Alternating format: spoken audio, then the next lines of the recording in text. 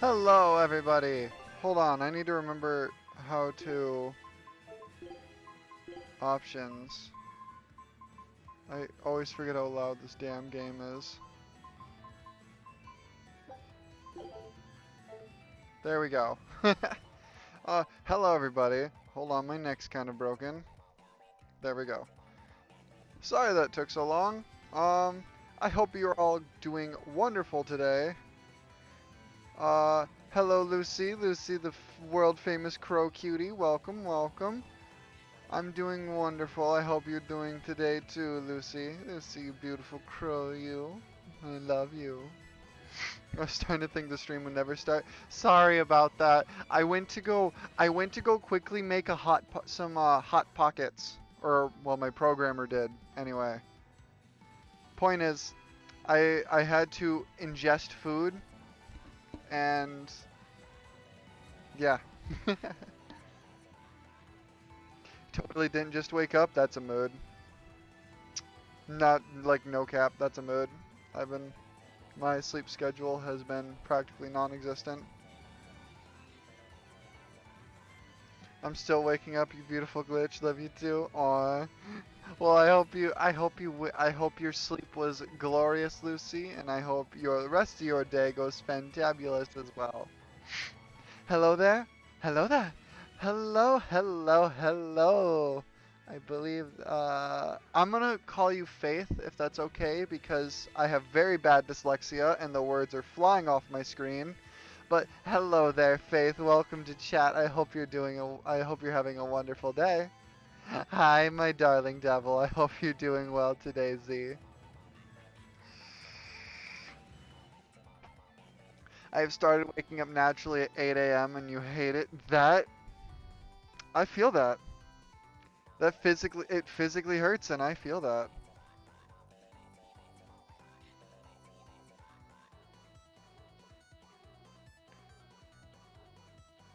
Hold on, I gotta see if, something went through. Yeah, it went through, okay. Awesome. Micromanagement, just don't question it. Everything's fine.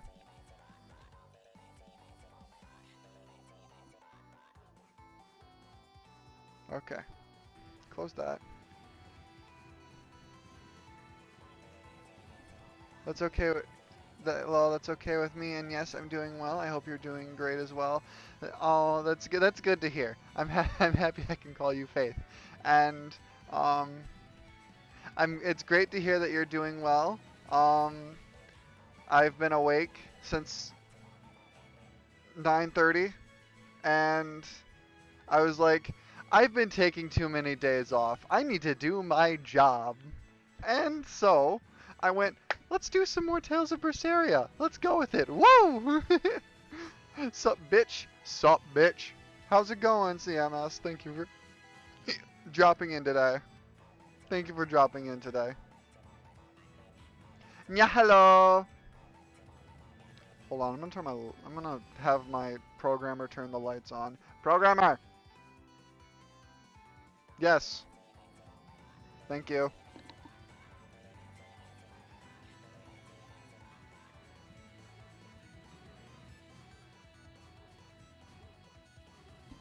Thank you. What's wrong, Kiryu? What's wrong, Kiryu? What did your bad luck do this time?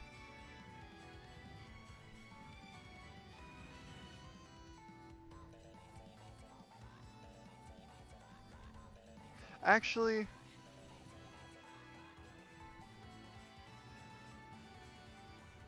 okay, okay, baby, I love you.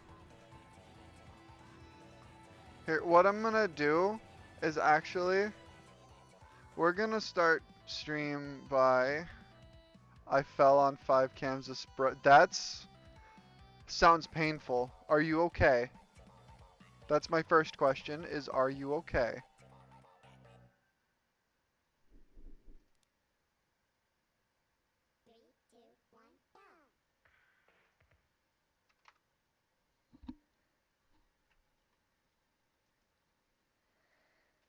It still sucks.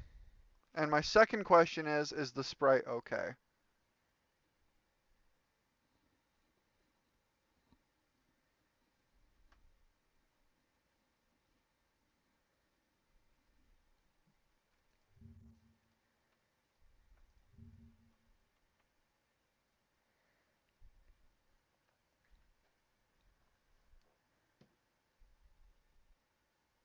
The Sprite is busted. No! No! No! The poor Sprite. Hold on. The poor Sprite. That's severely unfortunate.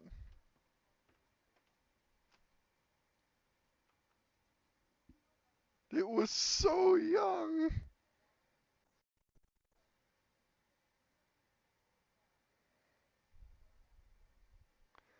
Um,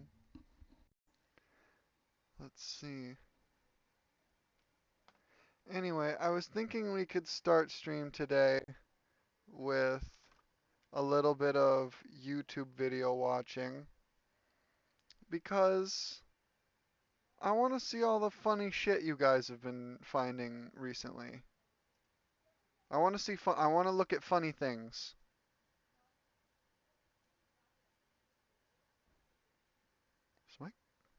Is my grandma here? I hope not.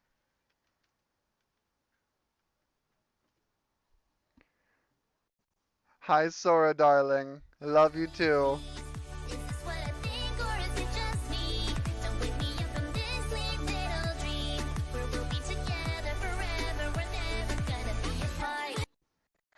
Natsuki, do you know a game called Punishing Gray Raven? I actually don't. Oh, that's right. I have a command to trigger my friend Skyraven's thing to go off. I'm gonna need to rig that differently so people don't do that command every single time. Um, yeah, I'm probably gonna do that now actually. Anyway, no, actually, I've never heard of that game. I've heard it's okay, rephrase. I believe someone has mentioned it, but after that, no.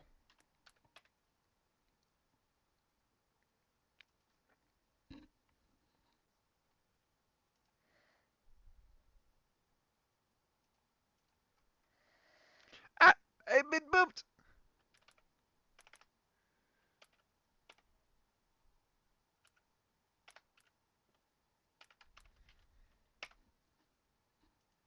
I have been booped! Ree! I'm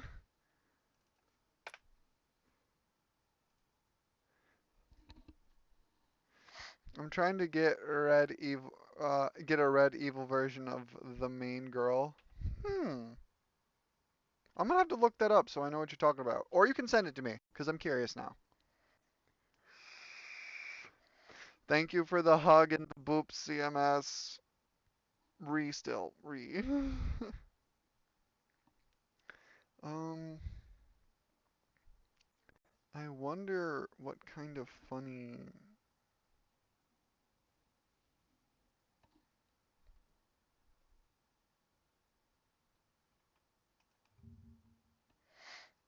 I'm just pulling up a couple of random videos that look enticing.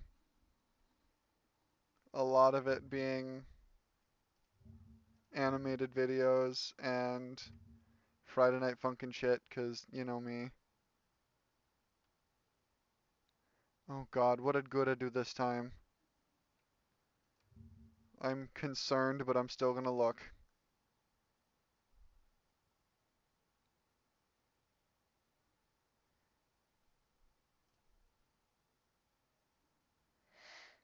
Uh, let's see.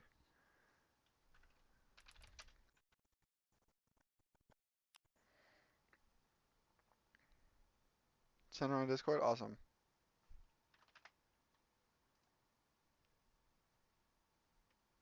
Oh! She's cute.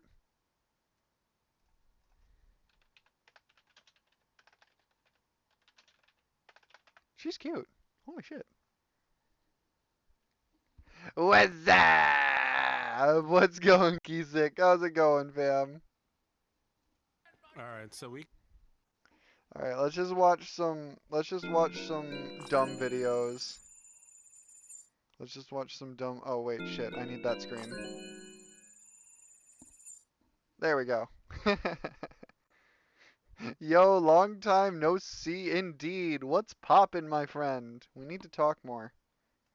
We can do the Your mom. I'm gonna say though. I'm gonna say though that the cigarette goblin is the least of your worries. I want to cut your tongue out and wear it on my neck as a little trinket. Jeff, you walk right into it, baby. Sorry. Fuck you. Alright. What was that from? Alright, so we can do the Your mom. I'm gonna say though. They're playing Dragon's Dogma. The cigarette goblin is the least of your worries. I want to cut your tongue out and wear it on my neck as a little trinket. Jeff, you walk right into it, baby. Sorry. Fuck you. Alright. Jeff, pick her up and throw her on a roof and see how her pathfinding figures stuff out. Jeff, help that guard.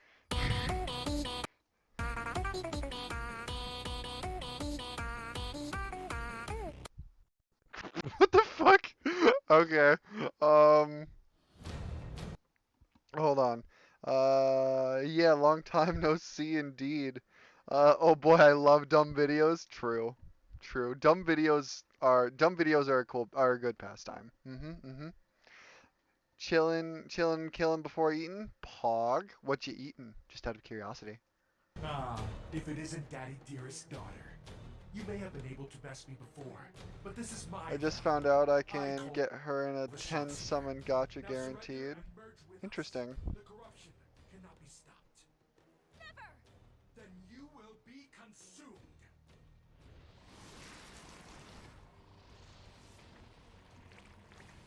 Got some chicken strips and making fried eggs and rice. Woo! Oh, I love fried eggs and rice.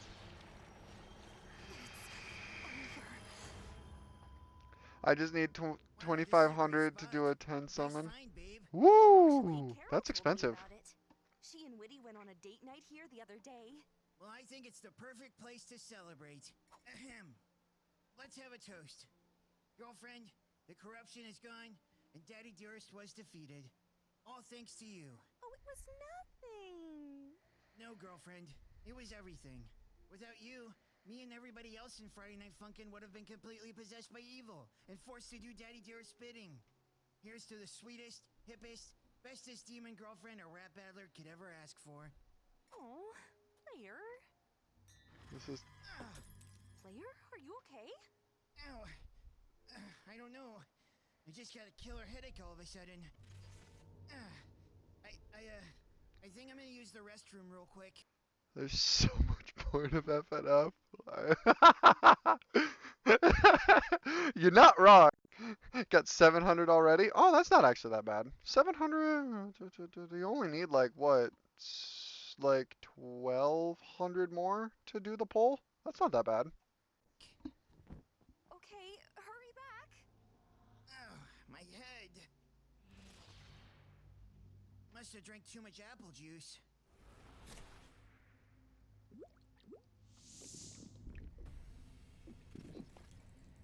Okay, I'm definitely starting to see things. Don't try to fight it, kid. Huh? You're not real. Oh, I'm very real, player. But girlfriend defeated you. At best, you delayed the inevitable. The corruption can't be stopped. What? No! No! Let me out of here! I'm sorry, player. I can't do that. I got a date I have to get back to. You won't get away with this. Once I find a way to escape, I'll destroy you once and for all. Ooh, 50 to 30 in game currency to beating the level. Nice-oo. Come back here! Sorry for the wait. That's okay. I'm just gonna skip to where it What gets happened good. to your voice? I hit puberty while I was in there. Oh, Bathroom. Ha! Gotcha! Wait, no! You may have regained control for now, but your resolve is weakening. I'll be back when you least expect it. Actually, I'm just gonna watch the What do you say video. we ditch this joint and have some real grown-up fun tonight? what did you have in mind?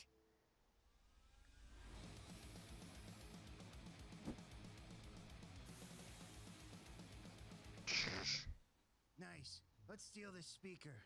I don't think we're allowed to. That's what makes it fun.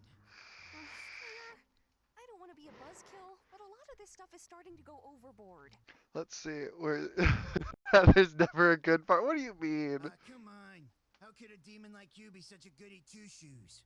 Okay, what is with you today? You've been acting weird ever since we went to the restaurant. Nothing. I guess I'm just tired. Maybe we should head on back to your place. Finally, we're home. Your apartment looks exactly like the stage you and Daddy perform on. Yeah, I had it modeled to match it exactly. You helped pick out the layout, don't you remember? Oh, yeah, of course. Just admiring our great design choices, is all. Claire, It's this stupid headache. if it's hurting you that bad, take medicine. I have some in the bathroom cabinet behind the mirror. Sure, babe. Good idea. Wow, girlfriend is so basic. And who keeps a photograph of their family in the bathroom? Ha! Gotcha! Wait, no! You may have regained control. Just got back from the shower. How are things not too? Well, welcome back. Welcome back. Welcome back. I'm doing wonderful. I'm just watching some cool animated videos before we start playing games. For now, but your resolve is weakening. I'll be back when you least expect it. You can't keep me locked up here forever. Are you okay in there? Yeah, 1 minute, honey. I'll be back, girlfriend. I can't expect you to keep saving me. And there's only one person that can help me end this for good. Back to gloat, player. Better take your shots now, while you're still breathing. I need you to cure my corruption. There's some still inside me. Honestly, I wish I could, but it's out of my hands. What are you talking about? Enjoying. I'm just working as usual. Well, I hope work is going well. And like I said, if you ever want to hang out, just please feel free to get a hold of me. I'd love to talk to you more. I miss hanging out with you. You created it. You can end it, right? Unfortunately not. See, I lied about the source of the power. It wasn't from me or girlfriend. It was from Monster. That lemon freak that bit me? The very same. He's the real corruption. I was but a simple pawn, just like you. And since he was never defeated, the corruption persists. Well, how do we stop him? We're not stopping anyone. I have no interest in facing off against that creature again. I can take you to his lair, but that's as far as I go. Fine. I'll take him on myself. Very well, then. All right, monster. I know you're here. Show yourself.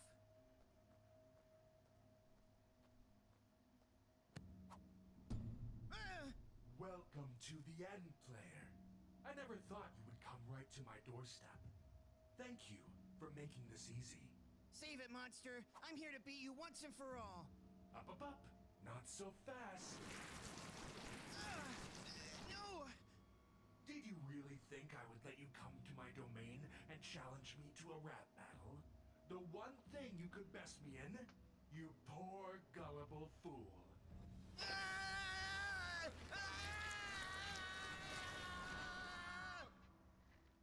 And so it begins again. This time, you won't be able to break free of my grasp. We'll see about that. If it isn't Daddy Dearest daughter. You may have been able to best me before, but this is my realm. I call the shots here. Now surrender and merge with us. The corruption cannot be stopped. Never! Then you will be consumed.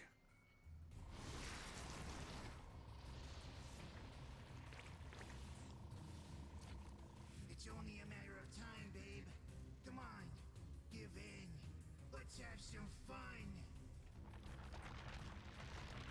It's over. Claire, I know you're still in there. You have to fight it. Save me! I love you. Yes! Yes! With boyfriend and girlfriend under my control, no one will be powerful enough to defeat me. One moment.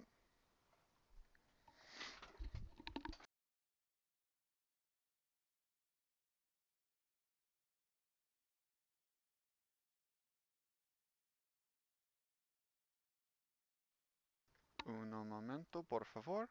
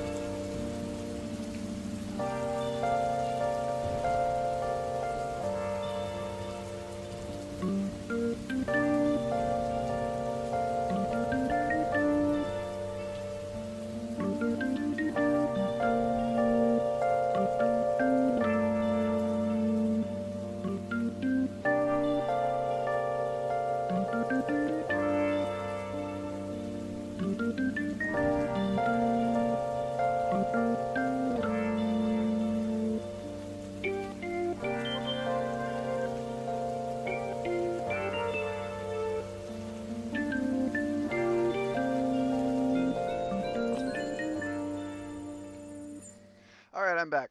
Sorry. Family needed help with something.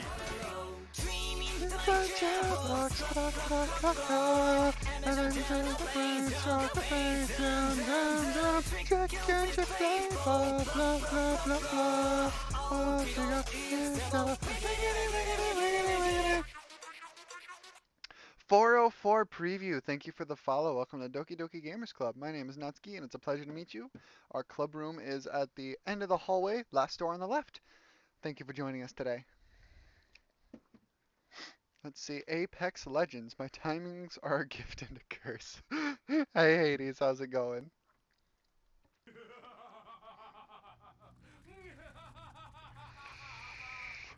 Well done, child. Now come on. We have the rest of Friday Night Funkin' to infect. What? No! Ah! It burns! I joined right as you put it on BRB. I'm sorry. Note to enter the club room, you need a code word. No, you do not need a code word. Corruption! No! Claire, you did it! You destroyed Monster and the corruption! For now.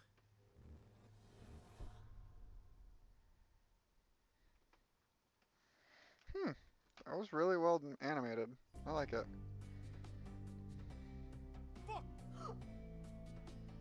Yeah!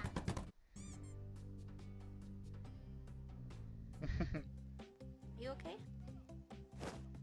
Booby soft! Is your character homosexual?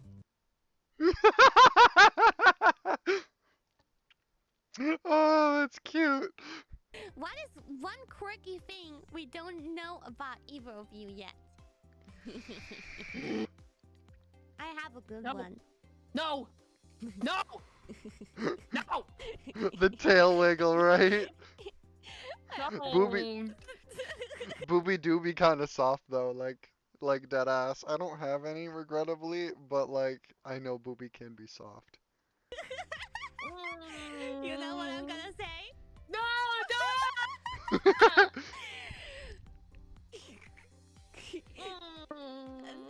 It's so cute though. It's so cute. Callie speaks in her sleep. Not that much. A little Yeah, bit. it's like in those nights that we slept in the same room. In the first night, she talked a lot, and I was like, All right, have a good day at work, CMS. And I hope you enjoy the rest of your day. Love you too, homie. that's the first time I knew about it. So I woke up and I was like, oh, is she talking to me?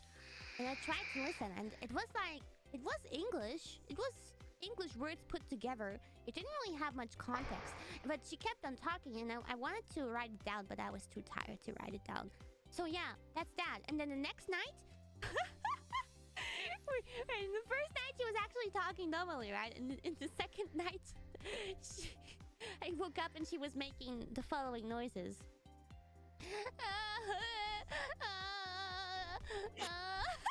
It didn't sound like that. I don't know, you were kind of low-key crying. I was getting worried. I thought you may be having a nightmare or something.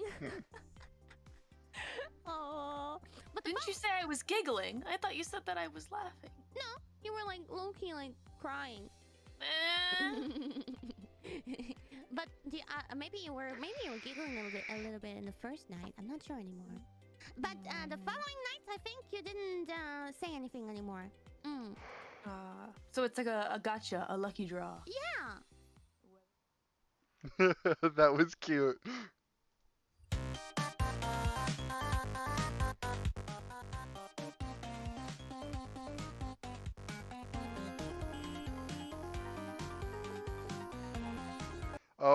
Oh, CMS missed his waifu. You've seen this animation? Ooh, nice.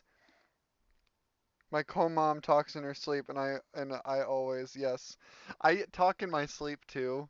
Like I'll have full-on conversations in my sleep, and like I won't remember having any of these conversations. Like just earlier this week, Um,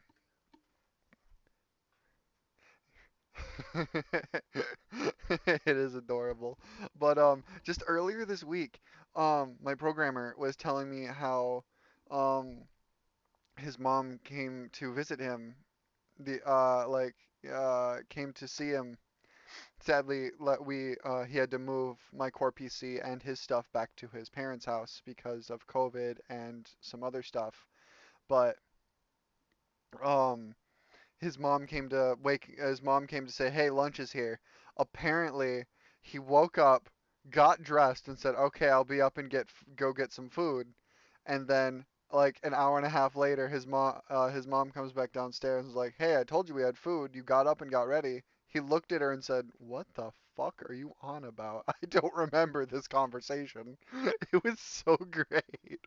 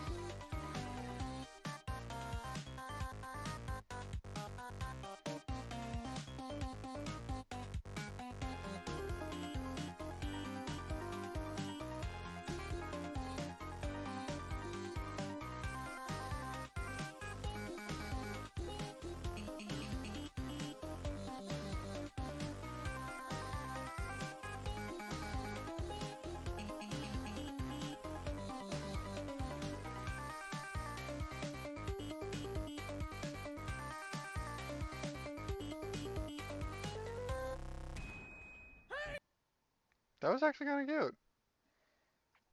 3, 2, 1, go!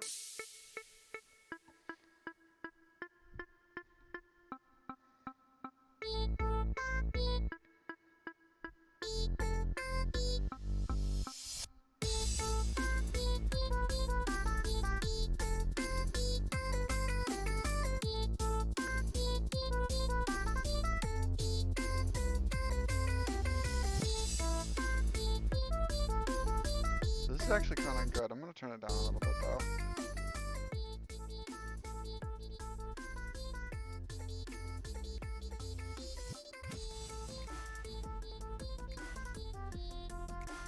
I wish all the world's problems could just be solved with some music.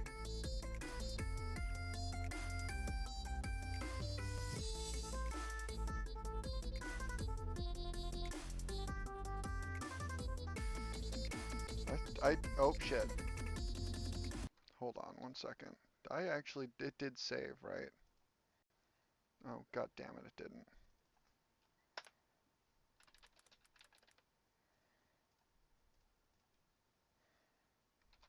There we go.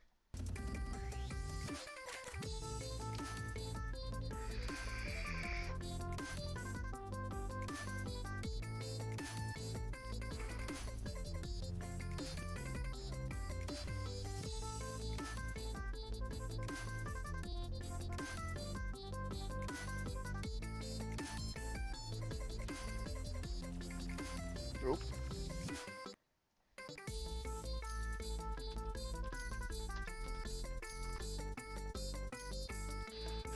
Oh, chat. Guys, everybody, feel free to send me suggestions of things you want me to watch. I just kind of pulled things up because just to get it kind of started. Feel free to send things in chat, or send them to me personally, or send them in my Discord. I'll look at them.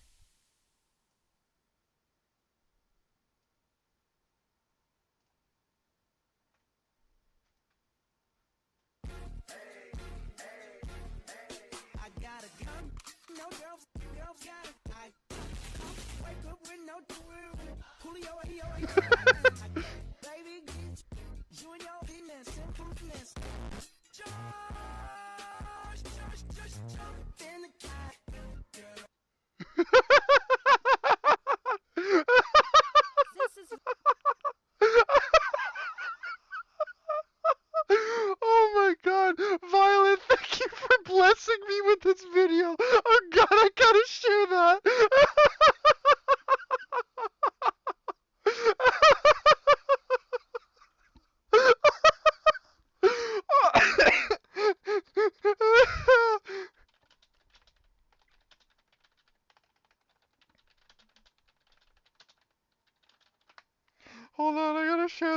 Discord.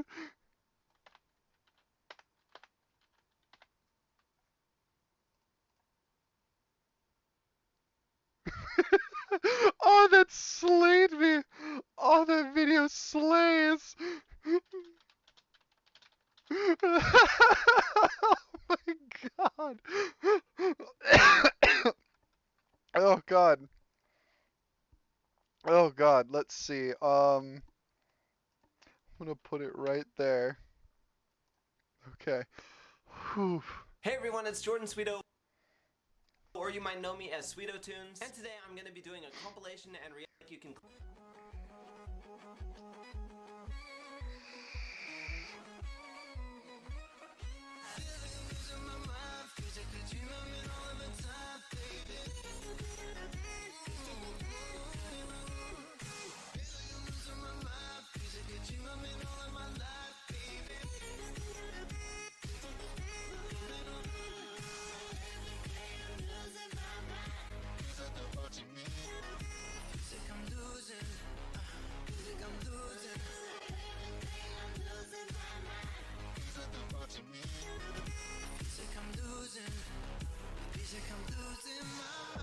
If there is an animation meme, there is an Undertale version. I like this version, and I think I'm kind of just watching the animations more than seeing the opinions, because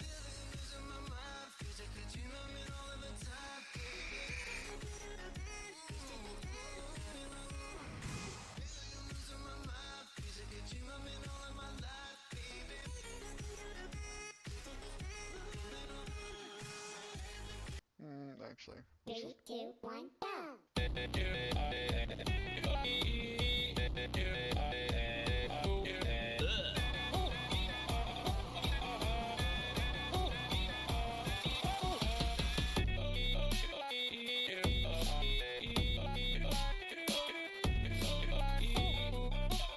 If you guys don't know me very well, then you wouldn't know. This is probably one of my favorite songs. And I have a couple of them. I grew up with Newgrounds.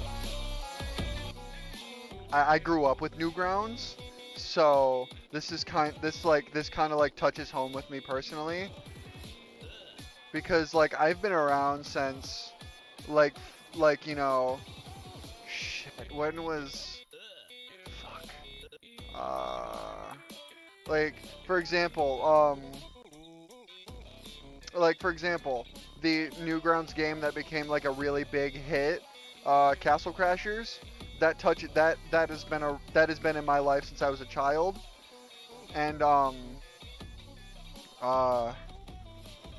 like it's a very enjoyable thing for me personally, because like all the stuff that people put on Newgrounds is so freaking cool. There's all kinds of cool shit that's on Newgrounds.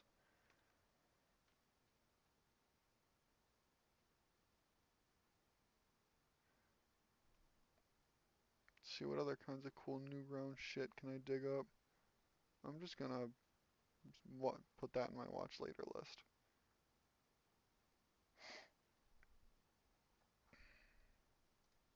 Mommy's not gonna kick my butt now. No, I'm sorry, Mom. It's time for me to do the butt kicking. I'm ready for you now, Mom. Do your worst. Come at me with all you've got, Mom. I couldn't get past this part.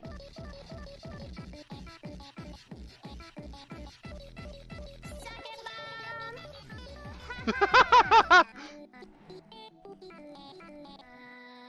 Yeah! How does it feel now, Mommy? I'm the mommy now. Your mom calls me Mommy. Damn it, Gura. Video will be on the topic of anime and entertainment. I'd like to quickly say thanks to my sponsor Verve for making this video possible. The folks at Verve have a special limited time offer for my viewers to try out Verve Premium for 30 days for free. Just use the link in the description. There'll be more info on that at the end of the video. Now, I want to talk with you about a storytelling tool often used in anime called the trope, or the cliche. As we all know, common tropes I'm just exist pulling up in funny just about shit. every anime, but there are a few that I get really tired of seeing, which I've compiled in a fun little list. Of course, there's nothing wrong with enjoying these tropes, and just because an anime uses these tropes doesn't mean Oh, hold on. One second, chat. I gotta do a quick thing.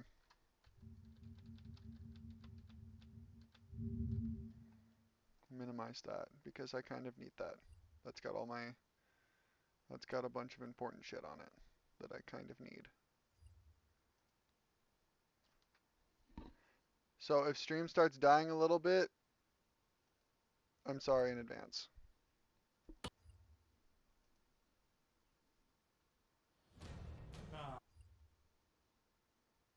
What is one? Crap sticks. Hey everyone, it's Jordan There we Sweeto. go. Okay. 3, 2. Oh wait, I've seen that already. Mommy's. so. All right. So here I know what I can do. I don't know why I didn't just do this from the get-go. This video was made possible. I'm a special kind of stupid. Hey, do you like cats? Do you like anime? Do you like those two things combined?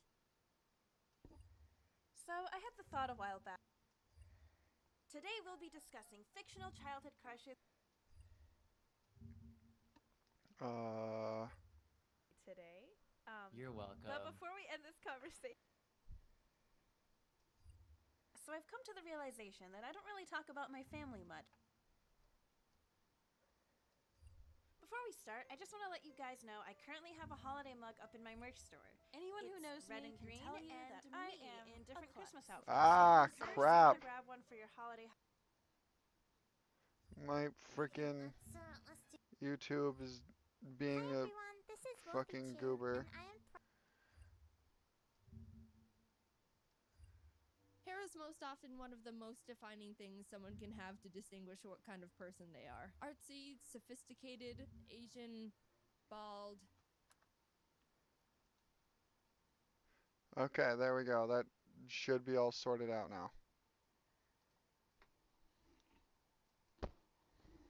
Jesus fuck.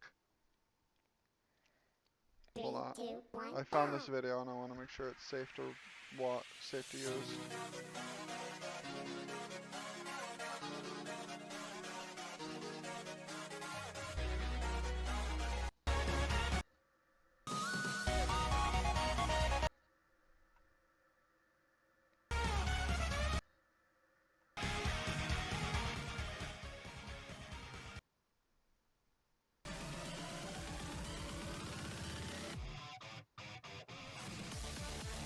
This video is pushing some limits, so I cannot watch it on stream. Regrettably. And it's automatically bad. I just personally am not a fan of them. Let me know what tropes you think are super annoying, or even tropes that you appreciate. Harems. I've never really been a fan of harem animes, mainly because the main protagonist is always this boring-looking, uninteresting guy who doesn't have any particularly interesting qualities, yet still catches the attention of like 6 different girls, all with differing personalities. You've got like the childhood friend, the token tsundere, the lolly, sometimes a little sister, which is kind of weird, the older mature type, the rowdy energetic classmate, and the almost human one. And somehow they're all equally terrible at communicating their feelings to the main character. Also, for some reason, he's dense as a rock and can't figure out which girl he likes, so he kinda just leads each of them on for 26 episodes. I know harem protagonists are made to be basic and sort of like a blank slate so that the viewer can project themselves onto the character, but it always ends up being kind of boring to watch. Tsunderes. Tsundere is a term for a character that is initially cold and hostile to their love interest in order to hide their true feelings, but occasionally show a sweet, warm, lovey side. In anime, tsundere girls are usually really violent and frequently beat up or berate their love interest. So, I know my most popular video on this channel is an animatic for a song dedicated entirely to this particular trope, but I'm gonna be honest, the violent tsundere is, not really my thing. There have been a few times where I really enjoyed the tsundere trope, like in the anime Nichijou, where they make fun of the trope by having the tsundere go to the extreme with heavy weaponry and guns, which makes the interactions even more hilarious. But, however, for the most part, tsunderes and their annoyingly oblivious love interests are more or less the same every time. This trope is also the type that seems like it'd be really annoying to deal with in real life. I've seen girls in real life try and emulate this personality, but I've found that it's not nearly as cute as it comes off in anime. Hey, I baked some cookies last night and I had some extras. So, here. Oh, thank you. These look great. But don't get the wrong idea. I only passed anything, got it? I didn't even say. No, wait! Don't expect me to. Hell! I don't even want these anymore! The way anime girls eat.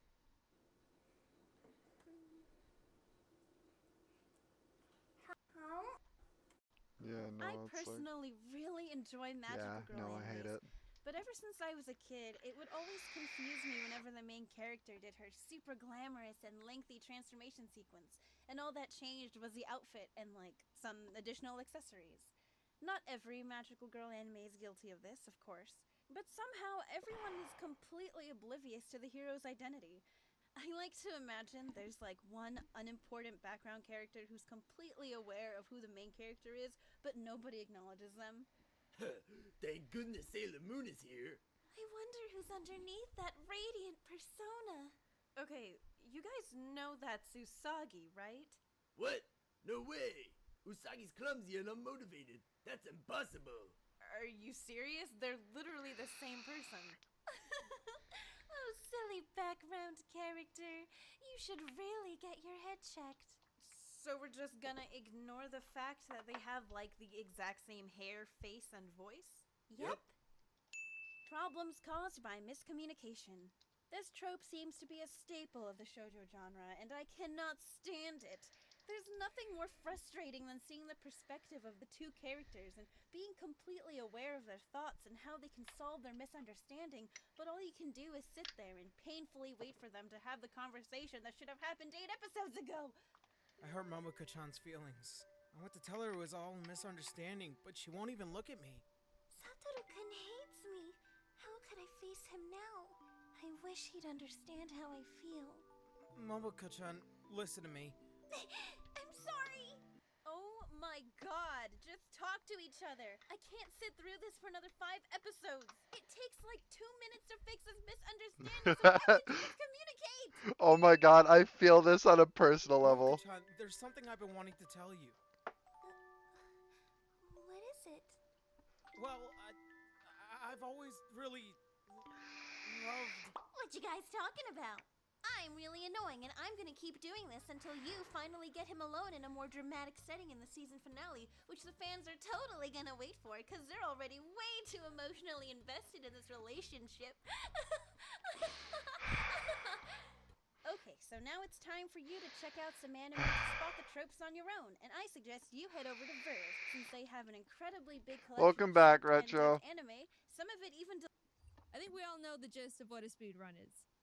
Play game fast. But there's so much more that goes into it than what's on the surface. People spend I'm hundreds of Emiichu. I'm just watching I'm just watching animated videos I'm finding on hours YouTube. practicing games, finding optimal routes, discovering the most precise glitches that can save from minutes to just a few frames, which if you don't know is basically risking your entire run just for a few milliseconds of time save. I've come to love speedruns, watching them at least. Something about them is really cool to me, and I think the community is really cool. It's all cool. I've been lurking and watching various speedrunners for a decent amount of time, and I decided that I wanted to do a speedrun. Now, I don't really have the time to set aside hundreds of hours to hone my skill on whatever game I want, so I decided I had to do a blind speedrun where I just play it for the first time and try my best. I spent a few days racking my brain on what game I'd like to run. I like Pokemon. Maybe I could run a Pokemon game, but that's a lot of researching and memorizing and luck. I could try a Mario game. RNGesus. It's a popular category, but I don't know if it's for me. Then it hit me. The perfect game. Of course. Why hadn't I thought of it sooner? I ran to speedrun.com to check if anyone has run it yet. No one. None. I'm gonna be the first person in the world to speedrun. Yeah, no, I feel bad about it too. Believe me. Cooking Mama 2, Dinner with Friends. That I know of. Why did I choose Cooking Mama? Because, dude, Cooking Mama is awesome. If you haven't played, it's a DS game where you follow steps to make food and impress Mama. The better you do, the better score you get. Plus, I'm at an advantage when it comes to preparing food. I've seen Food Wars. I know all the techniques and secrets. If you're on my team, don't look it up. Why did I choose the second game and not the original? That's the one I bought. Duh. I used to play Cooking Mama all the time as a kid with my friend Kate. I always thought Mama's English was really funny.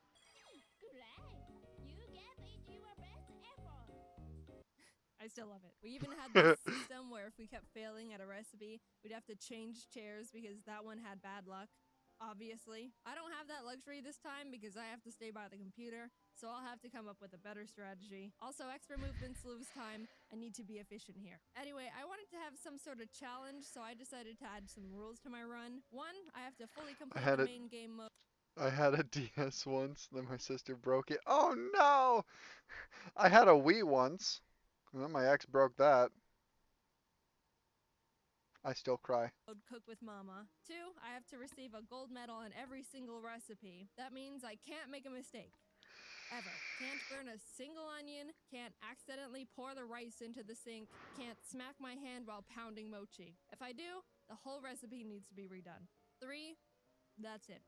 Do it fast, I guess. The first recipe is pizza, and I was off to a pretty good start. Obviously, it's a speed run, so I didn't have time to read the little description on what to do each step, but for the most part, I was able to use my massive IQ and big, strong brain to decode the objectives in split seconds. Except in the last step where I didn't know how to work the oven and failed immediately. Again, off to a great start. After deciphering how the oven worked, I was moving on quickly. Peanut butter, poke the peanuts, done. Oops. Recover, adapt, overcome. Done. Sea bream carpaccio. Exfoliate the fish, chopping, restart. Choose smaller knife, easy peasy. Corn soup. Ew. Bald the corn, boil, strain. Oh, come on! Not all the corn came out. Alright. Admittedly, I was making a lot of mistakes at the beginning. I was nervous because it was my first speed run and I didn't know what I. Want to know the funny part about Jane Animation subreddit? Is that they have more follows actual subreddit than on her channel. Oh god, that's mean. I was generally panicking. But then I remembered that no Cooking Mama 2 speedruns exist yet, so that means I'm on world record pace, and that made me feel better. One mechanic I had to learn the hard way was, when it comes to the oven, choose the low heat. The first attempt, I decided to go with the medium heat to go a little bit faster. And look at this! Oh no! What was that? That was a speedrun in itself. Burn the apple pie as quick as possible. You know how there's separate categories in speedruns? Mario Odyssey has the one where you take Mario's shirt off as fast as possible called nipple percent. I want one for Cooking Mama 2 called burnt apple pie percent, where you just burn the apple pie as quickly as possible. Anyway, I redid the pie and was moving on. Bonk.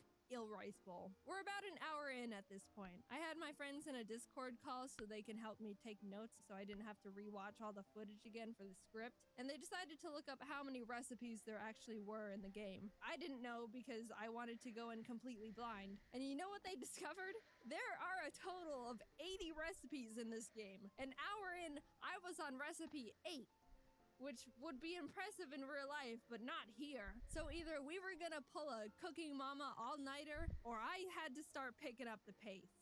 Sorry, Shrimp, this is gonna get violent. It wasn't perfect, and I was still making some mistakes, but I started getting into the zone. It helped that I was starting to get familiar with the mechanics, and actually know what the game wanted me to do for most of the steps now. Waffles, chili dog, meatloaf, lobster. I was one-shotting all of them. I even put 2 mama flags on the lobster, which was a bit risky, but you know me, I live for the danger. I almost forgot to put the lobster on. Let me pause and tell you a story of my childhood. I already mentioned my love for Cooking Mama as a kid. Even 12 years ago, I set myself the goal of getting gold in all the recipes. But one haunting memory I have of this game was my struggle against the Mama Rice Cracker. All the steps are relatively simple, but at the end you have to stamp all 18 crackers with a mama stamp. That's what makes the Mama Rice Cracker the Mama Rice Cracker. But as a kid, my DS was old and I dropped it a few times, which messed up the calibration on my screen in a way I couldn't fix. So that meant at the very end of the recipe, it was extremely hard for me to stamp the stamp in the exact spot that Mama wanted. I spent weeks, I'm not joking, trying to get the gold on the Mama Rice Cracker. It was the last one I needed, and I couldn't do it. I just couldn't. I'm pretty sure I was eventually able to pass, but let's just say I didn't for the sake of drama. Either way, I was having PTSD. I was going through all the steps, washing the rice, putting the rice in the little hole, mochi pounding the rice scoop, and then it appeared. The screen that caused the most pain a video game could to a 10-year-old. I was slowly making my way down the line. Everything was going well. Then all of a sudden, on the 10th cracker, I accidentally tapped the screen when I was lining up my pen, causing me to not brand the cracker enough. I'm not one to believe in spiritualism or star signs. Let's see. I thought about speedrunning Viva Pinata. Ooh, that would actually be a really good idea, Violet. I would do it. I would do it. I'm halfway to getting the red version of the main girl from PRG. Ooh, do it. Do it. Or Destiny's Child, whatever that stuff is. But that moment in particular made me question if it was all real, and my only fate is to eternally fail the last step of the Mama Rice Cracker recipe until I inevitably die an unaccomplished old man that makes ugly rice crackers. I did it right the next time, but that would have been unfortunate, right? With the Mama Rice Cracker conquered, now nothing was in my way, and I was making my way through the rest of the recipes. At the 2-hour 37-minute mark, 27 recipes in, Ari got out of his cage and was running around the room, so I had to spend precious time getting him back under control. That was a loss of 2 minutes right there. Then I missliced the raviolis, so I'm blaming all of that misfortune on Ari. I actually struggled a lot on the ravioli recipe. The pasta is really hard to cut because you have to time the slice with the line, but since I was so focused on when to cut, a lot of the time I would deviate from the actual line to cut from and mess up. Then when I was able to get past that stage, for some reason the mic had trouble hearing me blow, so even though I was doing what I was supposed to, I'd fail anyway. No, do you hear it? Overall, I had to redo the ravioli recipe 6 times, and I spent 11 minutes on it. Not great. Thanks, Ari. But after that, I was able to one-shot both the cake and the spring rolls. And can we talk about how the ice cream recipe literally just makes you scoop out store-bought ice cream and put sprinkles on it? That's been my favorite recipe so far. Skipping forward a bit, let's talk. Natsuki, how do you feel about Fate Extelia Link? I'm not much of a Fate person, but like, it sounds interesting. About the mango pudding. This was ravioli part 2. The first step I had trouble with was memorizing the order of the ingredients. It was a 6-part Simon Says memory game, and my big smooth brain can only handle one number at a time before the concept of object permanence leaves my body. I inevitably got a lucky pattern that was easy to remember, and after a few more steps, in the end I had to draw a line at a specific speed that would remove the pudding cleanly. Too slow and it wouldn't come out, too fast and it just... For the life of me, I couldn't get the pacing right 3 consecutive times in a row. And Let's see. Just watching videos I see. For now, I will be. For now, I'm just watching a couple of videos to like to wake up essentially, and then I'll be playing some Tales of Berseria. I accidentally speedran it in a half an hour. Oh Jesus! That, along with the memorizing, I spent another 10 minutes trying to get it right and still failing. My confidence was shattered, and I had to take a mental health break.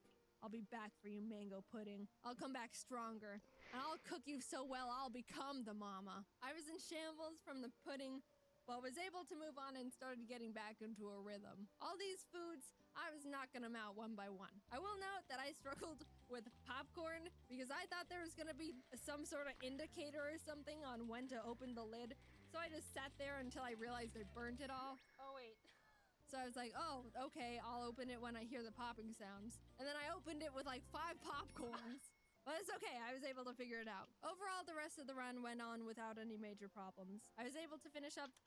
Let's the rest see. of the Lol, recipe. spicy At the water. 6-hour, 38-minute Let's mark, see. I only had 2 recipes left. I spent the so bento much box, time and of trying course, to the get mango the pudding. strongest Time character in is the game, ticking. only to We're in realize the to end beat the now. game. Also, my Discord friends were ready to never talk to me again. I thought I could just get the bento box over with quickly because it's like, you just put food in box, right? Well, actually, I didn't realize I had to include food from all the categories Mama gave me or something. So I failed it like 3 times and was on the brink of insanity trying to figure out what Mama wanted from me. The food is in the box, Mama. What's what a bento box is? Food in box. What else do you need?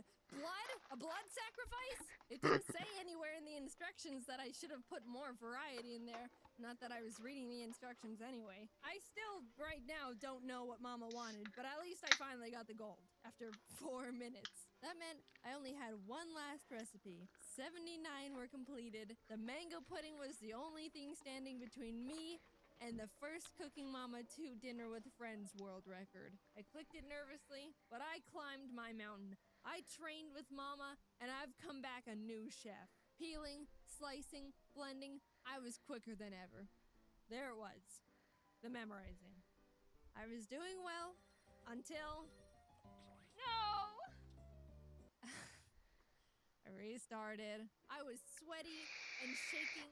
My brain was shutting down. My then after that, I kept speedrunning games on max difficulty. The hardest one was God of War, which took 2.5 days. eyes Jesus had only fuck. been seeing Cooking Mama for the past 6 hours and 45 minutes. Every breath was Cooking Mama. Every neuron in my skull was Cooking Mama. Every atom in the universe at that moment was Cooking Mama. But my next attempt, oh my god, oh Jesus, is this the one? I nervously went through the rest of the recipe until I arrived at the last step. It's been about 3 hours and 15 minutes since I practiced removing the pudding from the mold, and to be honest, I don't remember the removal strats. First one, second one. Let's go! I got all the puddings out flawlessly. I waited until the results to confirm it. Boom! 100 points on the mango pudding. Stop the timer. I did it. At long last, all 80 recipes in Cooking Mama 2 gold. In 6 hours, 47 minutes, and 27 seconds. There might be some room for improvement there. Overall, I had a really fun time with the speedrun. It's not even close to a good run, and the time can easily be halved, but I still pride I hate the myself in wolves in knowing God I of was the War. first one to complete and document the Cooking Mama 2 all gold percent. And also burnt apple pie percent. If there's any speedrunners out there wanting to try and take my crown, I'll share some speed strats I thought of during the run. If you complete the steps too quickly, you get a bonus, and at the end of the recipe, if you get 5 bonuses, you receive a gift that you can't reject or skip, which loses a lot of time. You're smothering me, Mama. So if you can get no bonuses within the entire game, you'd be saving a lot of time. Another tip is, if you're gonna mess up the recipe, don't mess up the last step, because if you do, you have to wait through Mama giving you your score and clapping for you and being like, yeah, it's almost perfect. And the whole time you're like, yes, Mama, I know it's not perfect. I dropped an egg. And then she gives you like 3 presents in a row because you got too many bonuses. And you're just screeching at her to shut up. I didn't discover any glitches that would The save wolves time, can oh my god. I don't know what a Cooking Mama glitch would look like, but it doesn't sound pleasant. But it doesn't matter, because as of this moment right here, I'm the one with the Cooking Mama 2 Dinner with Friends world record. Guess I finally did something with my life after all. Anyway, thanks for watching my first attempt at a speedrun. I think, in hindsight, I should have chosen a game that could have been done in a few less hours, because I feel like I aged 20 years after this.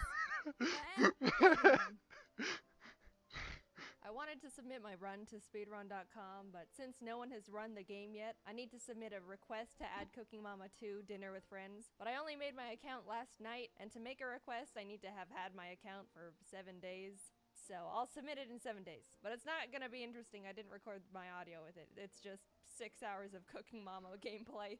Also, we're working to drop some new merch in the shop really soon. So if you're new here, hi.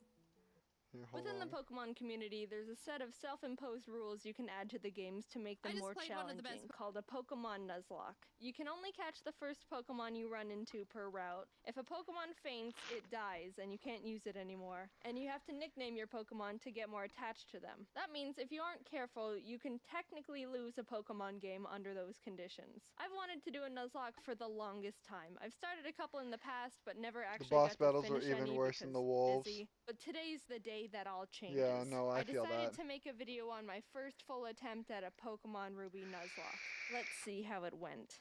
After breaking free from the back of the moving truck my mom stuffed me in and introducing myself to the neighbor Brendan, the kid that I always thought was a monkey said that he heard screaming up ahead. Professor Birch is getting mauled by a level 2 Poochiana, so he lets Torchic out and she scratches the crap out of it. He gifts me Torchic for rescuing him, and I name her Teriyaki, my first Pokemon. Walking up the route more, I run into Brendan, who challenges me to a battle, where Teriyaki proceeds to also scratch the crap out of his Mudkip. Good job, Teriyaki. You're 2 for 2. Doing great. Professor Birch gives me 5 Pokeballs, and the Nuzlocke has officially started. I walked back up to catch my first Pokemon and ran into a Zigzagoon.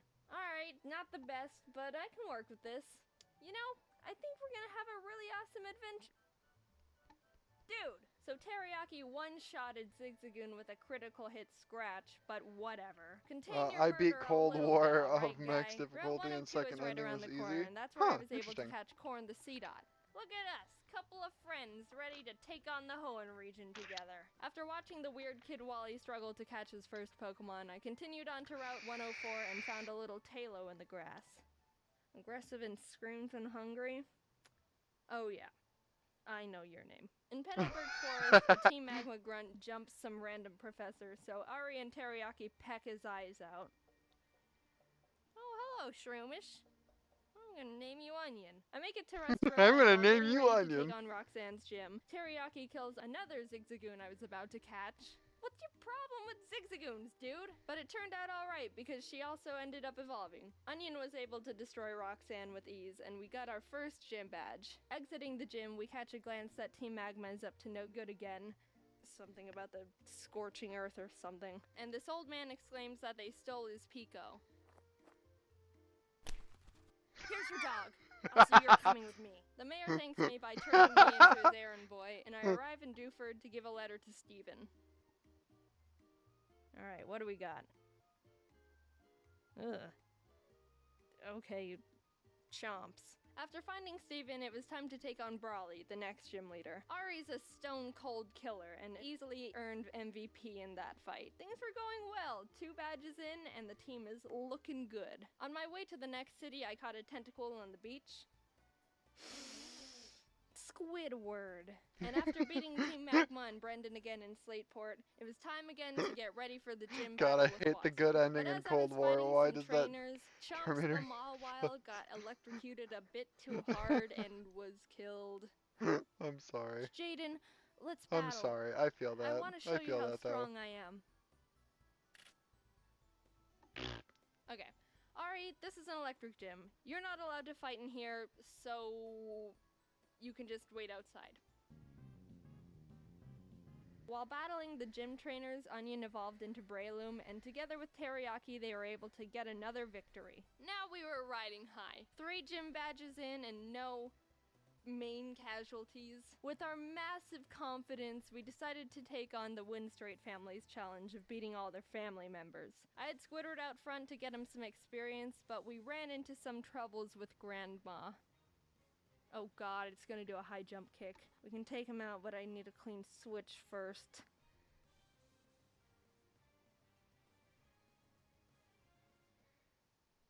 So I had to sacrifice Hushchild the Whismer, but honestly that was the safest move to ensure no one else died. Goodbye, Hushchild.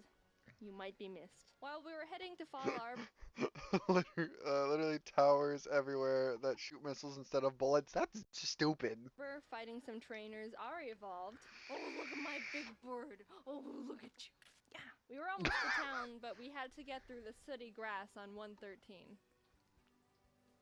Oh, jeez. Alright, Barf, get in there with the rest of them. I walked into Meteor Falls to see Team Aqua and Team Magma arguing about water and rocks. Can I go?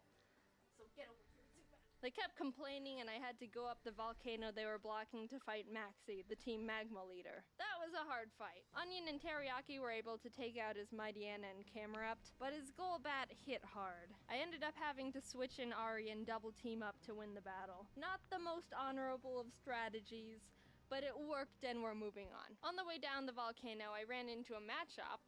Oh, hello there, Chad. What? You're a female? Did I stutter? We arrived Did in I Oak Ridge stutter? Town and started getting through Flannery's gym. During that time, Squidward was almost killed by a Fury swiping Kecleon. Fury swipes. Oh my gosh, that does a lot of damage. Stop!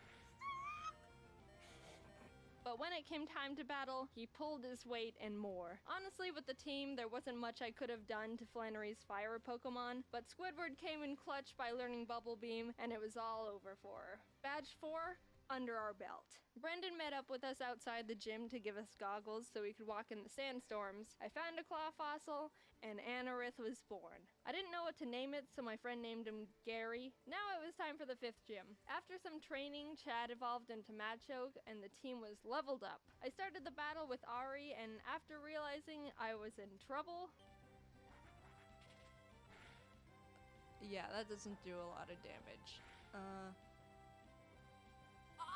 I managed to squeak by with more double teams. Ari was barely able to take out the first slacking, so when the second, stronger one came out, I knew I had to use a different strategy. I brought out Onion to leech seed it and try and get more chip damage in, which worked, but he was also killed by Slacking's Facade, which I thought he could take. Chad was able to finish off the rest of the fight, but that was the first death that actually hurt.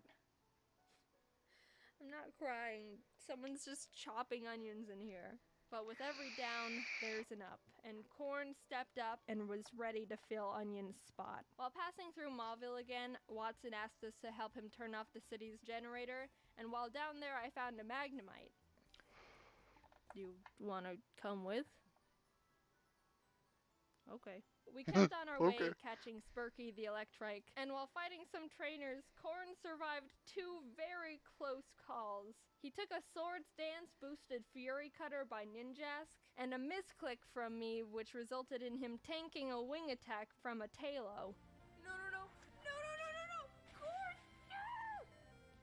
Oh. Dude, Corn, I'm so sorry. You're such a trooper. Good news is Squidward evolved while training, so that's neat. We arrived in Fortree City, Handsome and this Squidward was the gym I face. was really nervous about. Not only did we not have a good team to take on a flying type gym, but Winona's Altaria is notorious for sweeping teams if she sets up too many dragon dances. I went to the grass to train up the team, and the worst happened. Corn was killed by Pin Missile from a Zigzagoon. Wait, no.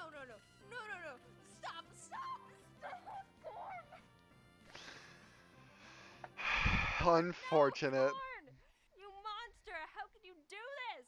Is this why you kept trying to kill all the Zigzagoons? I want to think that Corn sacrificed himself because he knew we were at too much of a disadvantage going into Winona's gym, and by opening up a space, we could get the type advantage we needed to stand a chance. With a heavy heart, I brought Zip Zap Zop the Magnemite to the team, and realized how much more grinding I was gonna have to do. I had to fight so many Merrills to get Zip Zap Zop on par with the rest of the team. You wanna know how many? The move Thunderbolt can be used 15 times before it runs out, and I had to go back to the Pokemon Center almost 6 separate times to refill it, meaning Zip Zap Zop killed more than 80 Marill that were living in that lake. Winona led with Swallow, which Zip Zap Zop was able to take out. But she immediately brought out Altaria, which made me very scared because I know she's got Earthquake on that thing. I didn't have a clean switch, and I knew no one on the team could take 2 hits from this Cloud Bird. So I ultimately decided that I'd have to have Zip Zap Zop paralyze it in exchange for his death. Goodbye, Zip Zap Zop. You weren't here for long, but your efforts will not be in vain. Oh my god! Somehow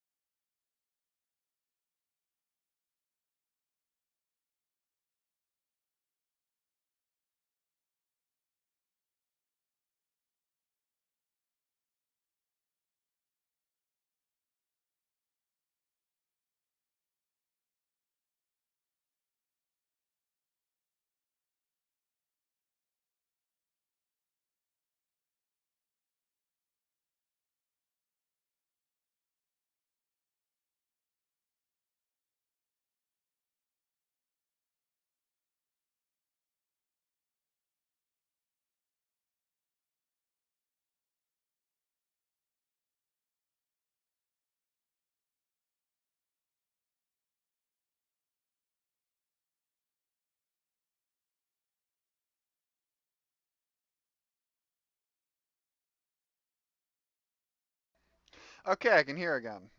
And speak.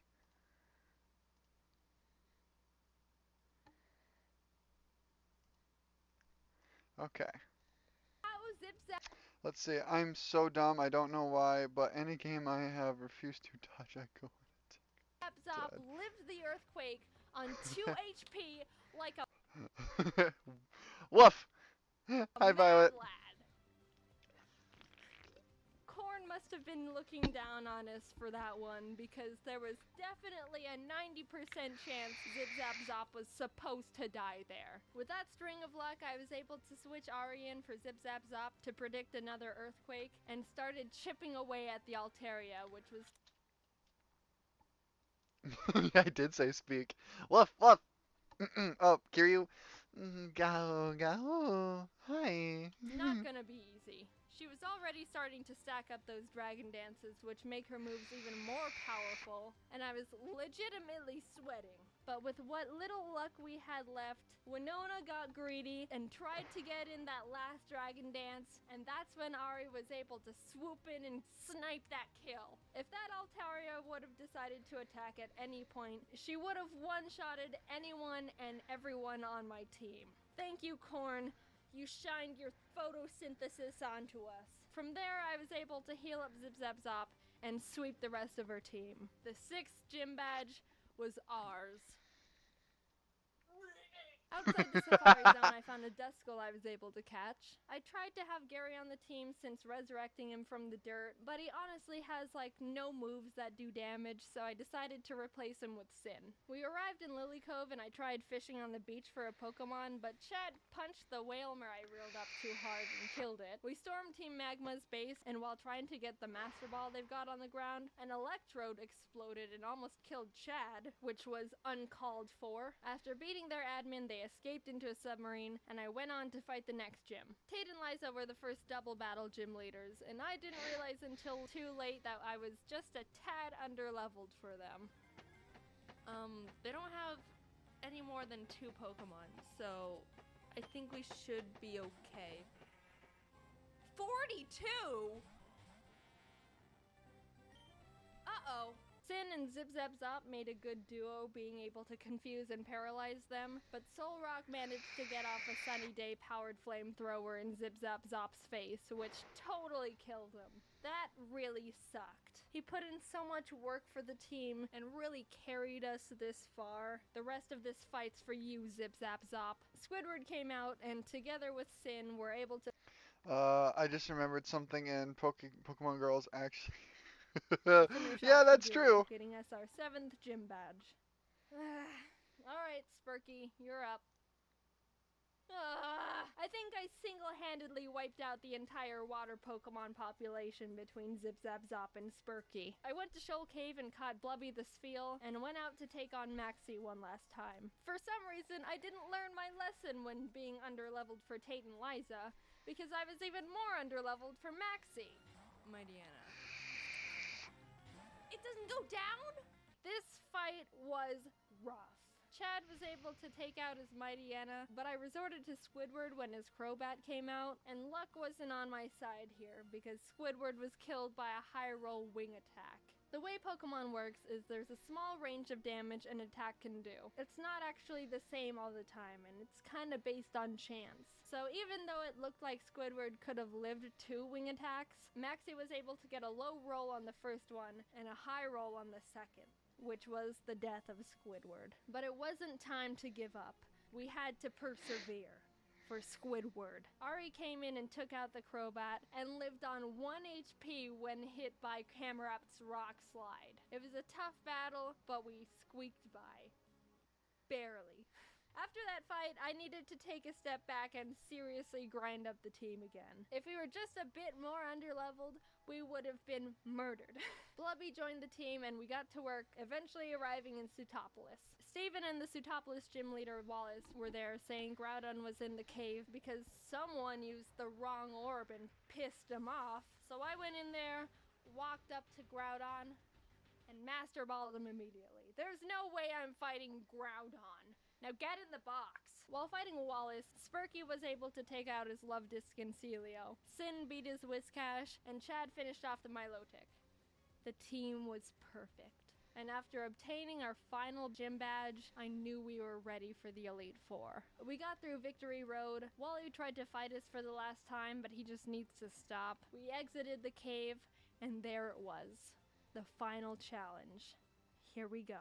Sydney was up first, and honestly, he wasn't a challenge at all. Chad and Teriyaki were able to take care of his team with ease. Phoebe wasn't difficult either, with Sin and Blubby being MVPs. Glacio was a bit tougher. Teriyaki was able to take out her Glailies, and Spurky could handle her Celios, but her Walrein was the big problem. Walreins are thick, can tank a lot of hits, and can do a lot of damage. I would know, because I have one. I brought out Chad and she was able to get in a good amount of damage, but she was ultimately killed by Blizzard. Sin came out to try and confuse it, but it broke through the confusion and landed a Sheer Cold. Sheer Cold is a one-hit KO move. It has a 30% chance of hitting the target and will fail if the target Pokemon's level is higher than the user's. But even under all those conditions, it hit, and Sin was killed. Two great team members. Down and out. Chad was with us for so long and pulled so much weight, and Sin got us through some really tough battles. Even with those losses, we were able to finish Glacia off and move on to the final Elite Four member, Drake. Drake's got a tough team, but we've got a Blubby, and she wanted revenge for her fallen comrades. She ice beamed every single one of Drake's Pokemon. Just a straight up massacre. And with that, it was on to the last battle. Steven Stone. I was legitimately nervous. I led with Spurky to take out his Skarmory as quick as possible, and Blubby was able to take out his Claydol and Aggron, but then came his Metagross. This might be the end. Metagross is Steven's strongest Pokemon, so I needed to hinder it as much as I could before it started doing serious damage. I knew his Metagross had Earthquake, which would definitely take out most of my team, so I had to have Spurky Kamikaze to get a paralysis off. Blubby came out again, and after a lot of hard work, finally beat the Metagross by spamming Surf. Teriyaki was able to finish his Cradilly, and his final Pokemon was Armaldo, Gary's final revenge for getting booted from the team. I brought out Blubby because Teriyaki was pretty weakened, and after realizing she gets two-shotted by him, I knew she was gonna have to die. So with a heavy heart, Blubby pulled off her last Surf, getting Armaldo in the red, and was killed. Teriyaki, the Pokemon who's been with us from the start, who's seen her friends die in front of her, the OG, refused to let any more murder happen. Onion, Corn, Zip Zap Zop, Squidward, Chad, Sin, Spurky, Blubby. Their zeros and ones won't go down in vain. One good kick to the head, and we did it. We completed the Pokemon Ruby Nuzlocke. Teriyaki and Ari were the only survivors, but the whole team put in a lot of work to get us to number 1. A cheers to the true Mad Lads.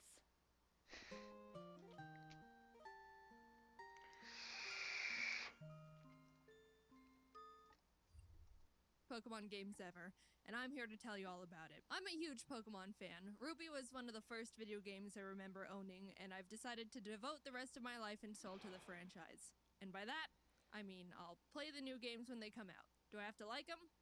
No.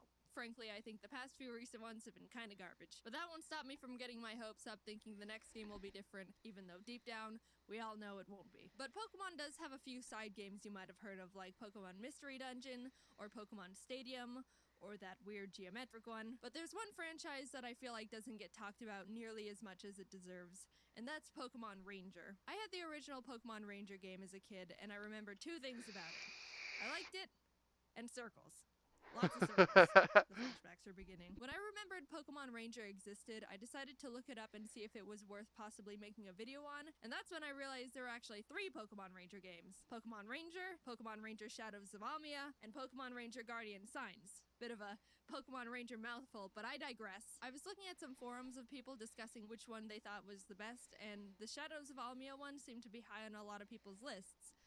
So I bought the game. Now sit down and get comfy because I just played this game for the first time, and I'm here to tell you about why it's the best game ever. The game starts off with your character taking the entrance exam to a Pokemon Ranger school, and it only took me 2 attempts to draw 5 consecutive circles around this barely moving Pikachu. You're dang right that's impressive. I guess that's all it takes, because now I'm officially a member of this secret army for this inscrutable team school plotting to rule the world. Oh, he's just kidding. Yeah, it's a normal school. I'm introduced to my class, and for some reason they've been like starved for new human contact or something because they're bombarding the teacher with questions. Are they a boy or a girl? Which is it? Is she cute? So I'm introducing myself, and apparently the teacher catches this Keith kid looking at me with a big grin. Anyway, you go sit next to Keith. Oh, okay, just plop me right next to him. Yeah, I don't mind or anything. Thanks, Teach. Anyway, you get a tour of the school from this girl with me, meeting the other teacher, Mr. Kincaid, who's apparently a stickler for making sure kids don't run in the hall, and this kid, Isaac, that Rhythmy called Mushroom Hair. Both my IQ and my height in centimeters are 163. Alright, bud. After getting a feel for the school, you're taught how to capture Pokemon with your styler. Loops portray the feeling of friendship, so the more loops you draw around the Pokemon, the more it will submit to your friendship. That's nice. Touch the boobies. We finish the school day and are fast Touch asleep the in the boof. dorms when all the students decide it's initiation time. Get up, sleepyhead, it's 4 a.m. Time for your student initiation. Yes, sirs. They tell you to find all 4 of the stylers they've hidden around the giant school, and after doing so, you have to put them in the basement for some reason. So you head down there after finding them all, and are in the basement when... Why are you down here? Only I'm permitted to be in the basement. Leave now! Anyway, Isaac, have you finished testing my very secret experiment no one can know about? The rest of the school year goes on without any big problems. Pokemon Ranger Crawford comes and talks about what it's like to be a ranger. You save the milkman from some Bidoof. You attend a one-day internship at the local Pokemon Ranger base, and they make you bring them their lunch as an important mission. Actually, while you're at the internship, someone runs over and says the Pokemon on the beach are acting strange. You go with the Rangers to check it out to see all the Pokemon going crazy, and save the day by capturing them with your loops of friendship. But yeah, that's weird. Finally, you make it to graduation. Jaden, come up and make a speech as the class representative. Oh, I'm the class representative, huh? Well, don't mind if I... So after saving everyone from a very strange rampage of Tangrowth, you start working at the Pokemon Ranger base you interned at. There's a call about some more Pokemon acting strange down in a nearby cave, so your first mission is to investigate what's going on. In the cave, you stumble upon this weird missile-looking machine that seems to be what's hypnotizing the Pokemon in its vicinity and making them go crazy. So you destroy it and everyone's proud of you. This Professor Hastings guy is called down from the Pokemon Union to take a look at the cave machine, and I guess he's like 100 years old or something because the Rangers want you to go meet him halfway in Puel Town to make sure he doesn't get lost and die along the way. You take one step in town, and oh god, all the Pokemon are going nuts. Turns out there's more of those rocket machines planted in the town, and as you're going around smashing them, you run into some guys that are not only very shady, but also terribly shifty. They run away to tell their leaders there's Pokemon Rangers smashing their stuff, and further into the town you find them again with their admin, who's like, dude, what the heck? What do you have against our Giga Remos, you vandals? Treat things with respect. And then attacks me with Rattata and a Toxicroak. Not gonna lie, their battle music kinda bangs though.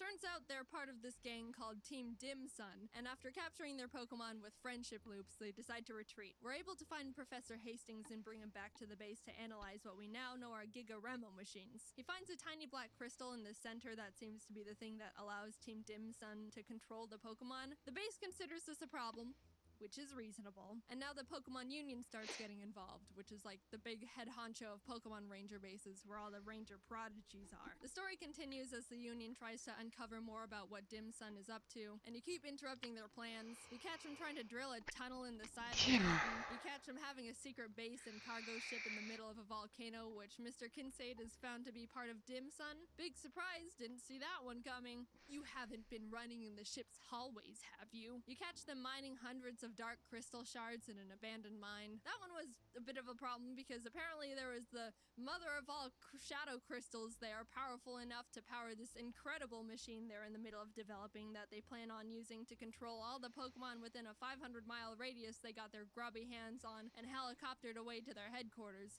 Probably should tell someone about that. But the good thing is we ended up finding the diary of the Dim Sun president's father, who writes about how if we gather these 3 gems called the Tears of Princes, the gems will be able to combine their power and negate the power of the Shadow Crystal. Alright, let's go do that. The first gem is told to be in this giant ice castle called Alima Castle, and on the way there, you run into Dim Sun grunts trying to stop you. They're not hard to deal with, and they start getting a bit frustrated.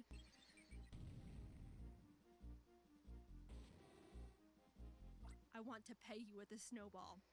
Hard. You make it to the castle after swimming through a bunch of ocean boulders and whirlpools that totally didn't slow me down at all, and end up at the castle where Dim Sun is already running around in trying to get the gem first. These guys are blocked from going any further because this giant chunk of ice is in front of the door, and the grunts are like, man, that's a big hunk of ice. If we made snow cones out of it, we'd be able to feed like 403 people. And then they see me standing there and they're all, hey, that outfit! What are they called again? Pokemon Ranger? You came for a snow cone? You deal with that whole situation and end up in the room just before where the gem is being kept, where you're introduced to one of the members of Team Dim Sun's Sinus Trio, Ice. I don't know what his deal is, but he called me Jaden Noob and then dabbed, so I had to murder him.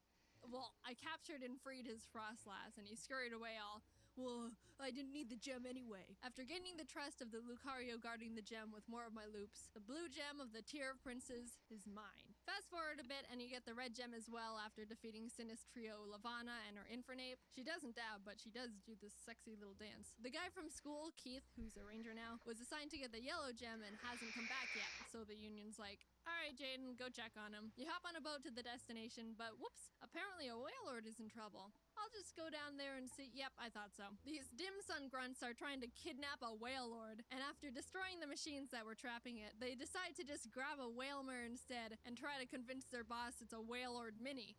You follow them on the rescued Wailord and start infiltrating their base. Down a hall, you discover the grunts squishing the Wailmer through the door, and as you follow them into the room, they're like, oh crap, shoot, do you want to deal with the ranger? Oh no, I'm too wimpy. I know. Let's apologize. Sorry.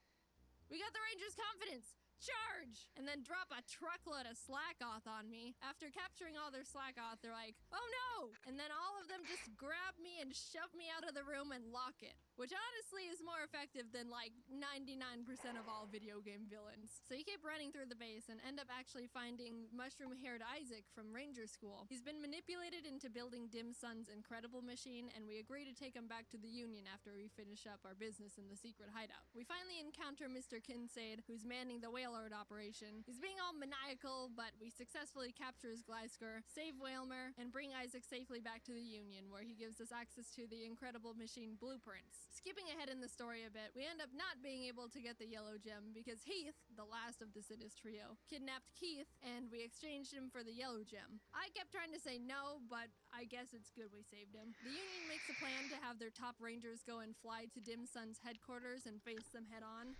Jaden, you can just sit in the corner and do nothing. But right as they leave to do that, the Sinus Trio busts through the Union walls and are like, ha ha ha, we'll be taking this, and steal back Isaac because they need him to complete the incredible machine by midnight so they can activate the Shadow Crystal. Isaac complied because they threatened to kill his sister or something. So new plan, now I have to get Isaac back and basically destroy the machines that were protecting their building/incredible machine because, oops, I didn't mention this before, but they turned their entire building headquarters into the incredible machine. What? We basically just waltzed right through the front doors of the headquarters.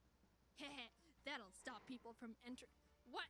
How did you get in here? And battle our way up to Isaac, who's like, you're a bit too late. I totally just completed the entire machine and they're about to use it to hypnotize all the Pokemon in the region in like 5 minutes. Well, at least your sister's not dead. So you run to the top, defeating the Sinus Trio every floor of the way, and grab the last Tears of Prince's gem. And you get to the top where you meet the Dim Sun president Blake Hall for the first time, and he's like, you're too late. It's time for darkness. get her, Desnor. And then I capture it immediately. And he's like, just kidding. Get her, Darkrai. And then Darkrai just starts dipping me into darkness, and Keith has to come save me on his Staraptor. So Darkrai's like, well, then I'm gonna just dip these guys into the darkness, and throws Blake and his assistant into the void. Haha, but I decide to capture and free Darkrai anyway with the help of the Tears of Princes, and save the day. Yay, woohoo, I'm a hero. Time to take a nap. Now, Pokemon Ranger is a big game. It took me about 24 full hours to get through the game, so I had to leave out a lot, and I mean a lot, of other points in the story. There's even a bunch of side quests that are actually pretty entertaining and funny you can complete that help power up your styler. There's one where this guy says he researches smells and wants me to bring him the stench of a muck. So you do it, and he's like, yes, and puts it in a jar. Then later on in the game, he pops up again, and this time asks for a Weezing and a Skuntank, to which he's like, yes, and puts them in jars. Then he's like, thanks, dude, and you never see him again. The dialogue is absolutely amazing. This game has probably the best writing out of any Pokemon game I know of. Team Dimsun is obviously the star of the show, and whenever they come on screen, you know they're gonna have something funny to say. At one point, while I was trying to get into their secret base in the volcano, I captured the Pokemon they were controlling, and they're like, time to make our escape, and set off dynamite, which exploded a giant boulder and blocked the entrance to the base, which they're like, shoot, we were supposed to detonate it after we go in. So they had to wait for me to go get a Pokemon that can destroy the rock. And they're like, thanks, Ranger. We'll be grateful for this for about a second. And they run through the door. So you follow them, and they come back like, hey, we forgot about you helping us. Take this! And drop a bunch of Numel on me. Also, all of the music that plays when they're around is awesome. I was jamming out whenever I was running around their base. It's a bummer this game isn't super popular. I know it's got a small cult following, but it definitely deserves to be more well-known, and I really consider it one of the top Pokemon games out there, just on writing alone. It's not a hard game, but I mean, Pokemon isn't meant to be a difficult game series anymore. I Alright. can see some people getting a bit tired of the capture system since it doesn't change much throughout the game, but honestly, again, I think the story and dialogue far make up for the semi-repetitive capture and battle system. Now, I know I We're kinda gonna watch one more video and then I'll start playing Tales of Berseria. playing it yourself, there's so much I left out, and there's still a lot to discover about the game, so I highly recommend it. I'm being honest when I say I didn't even cover a third of what happens in the game, and there were a lot of funny moments I really wanted to talk about that I just didn't have room for in the script. I'm just trying to convince you to play the game yourself at this point, because I think it's just that funny of a game. But I'll stop. But here's all my stats after completing the game. It took me about 24 hours to complete it. I captured 734 Pokemon and ran away from 106. I think that's a pretty good ratio. And look, I drew a total of 9,077 loops. With that amount of practice, I bet I'm a master at drawing circles now. Thanks for watching the video on me drawing circles for 20 hours. Huge Like stickers? I love stickers. Trading a lot of just this program. What's a youth development? Basically, we watch. And to explain it in the most brief and least boring way possible, basically we watch students before school when their parents drop them off, and after school until their parents picks them back up. Some of our duties included helping students complete homework, study for a quiz or test, fitness, arts and crafts, and teaching them the importance of the 4 respect rules. Also, occasionally, some kids had social anxiety or were really nervous about going to class for whatever reason, so we'd help comfort them before school started in the morning. Although we had our own classroom in the school, we obviously weren't on the same level as the other classroom teachers, so the kids referred to us as Mr. or Miss First Name. I was known as the artsy staff, and kids would often ask me to draw them pictures. And fun fact, the first time I ever heard of the Odd Ones Out was when a student asked for a drawing of him. Miss Emily, can you draw me something? Sure, what would you like? The Odd Ones Out. The odd one... what? The Odd Ones Out. He's my favorite YouTuber. Oh, okay. Let's see. Do you want me to draw what he looks like, or...? No, just how he draws himself. Oh, okay, that's a lot easier. And then later I went home and watched some of his videos and had a good laugh. So thanks, kid from work who I can't name for privacy reasons. I started making YouTube videos after having worked at this job for a while, so naturally, some kids found out about it. And we're gonna focus on 2 of them. Names will be changed, of course. So the first student was a 6th grader who we'll call Katie. I had my first conversation with Katie one day when I saw her drawing in her sketchbook. Hey, what to draw in there? Some OCs I made from my favorite show. What show? It's called Miraculous Ladybug. Oh, I love Miraculous Ladybug! Who's your favorite character? You like Miraculous? And from that day forward, every day after school, Katie always talks to me about her favorite shows and fandoms, like Yuri on Ice, or on High School Host Club, Hamilton, Danganronpa, Miraculous, Black Butler, etc. Coincidentally, a lot of the same fandoms that I was into too. Katie reminded me a lot of what I was like when I was around her age. She was protective of her sketchbook and art supplies, and she watched a lot of anime. Now imagine my surprise when, during the summer after the school year was over, she found my YouTube channel and commented, "Miss Emily, it's me, Katie, from..." Don't post your school name! When the school year started up again, I asked her how she knew it was me, and she was like, "Miss Emily, I've seen your drawing so many times. I could spot your art style immediately. Also, your voice gave it away." Katie was super low-key about it though, and she didn't treat me any differently afterwards, which I really appreciated. I think the most excited I ever saw her was the day after I posted my More Annoying Anime Tropes video, and she ran up to me yelling, "Miss Emily, you're friends with Sea-Dog VA?" Huh? Yeah, why?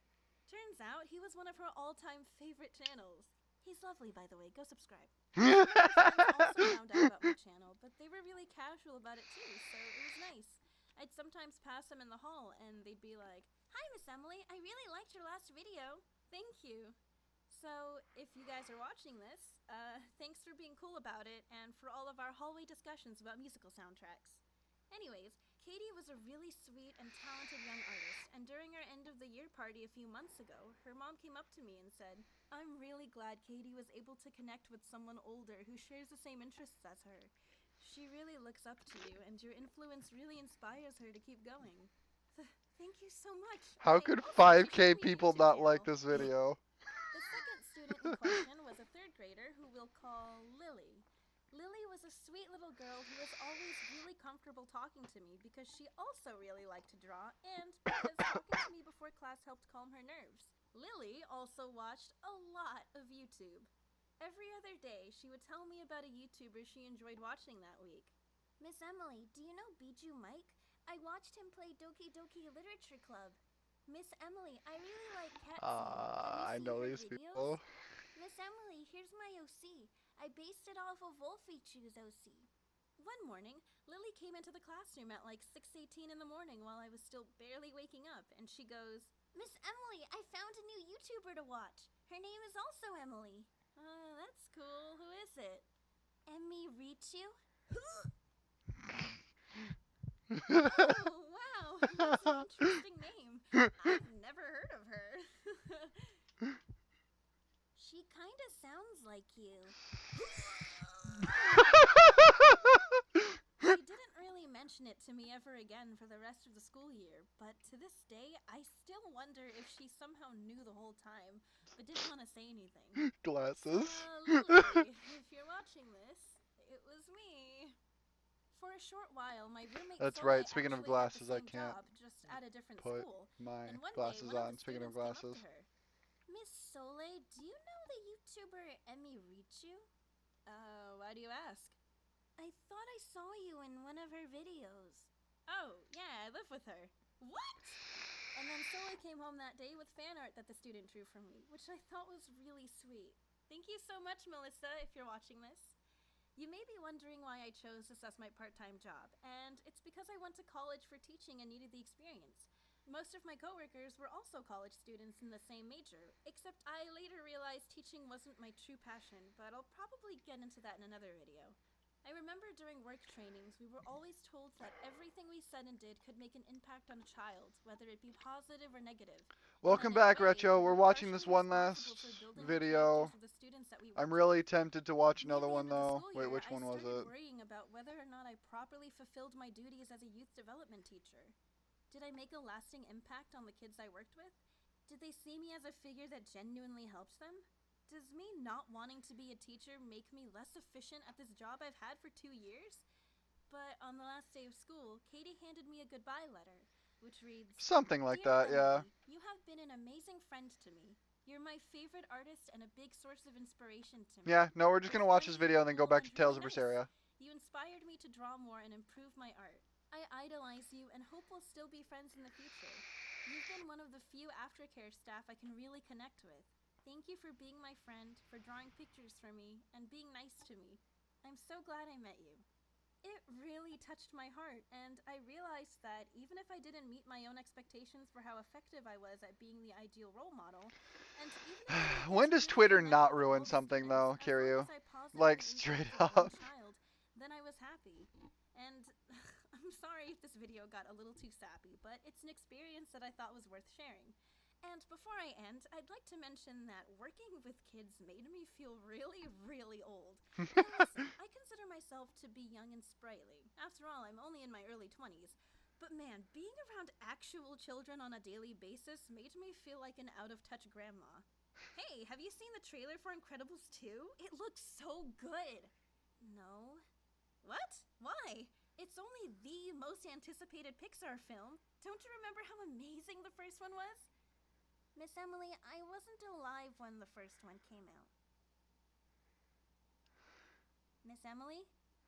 Wow, I'm gonna die sooner than I thought. Time is passing so quickly. Have I squandered the days of my youth so foolishly? I imagine death so much it feels more like a memory. When's it gonna get me? In my sleep, 7 feet ahead of me? It's okay, Miss Emily. You're still way younger than my parents. Alright, so recently I hit 500,000 subscribers. Let's just which close.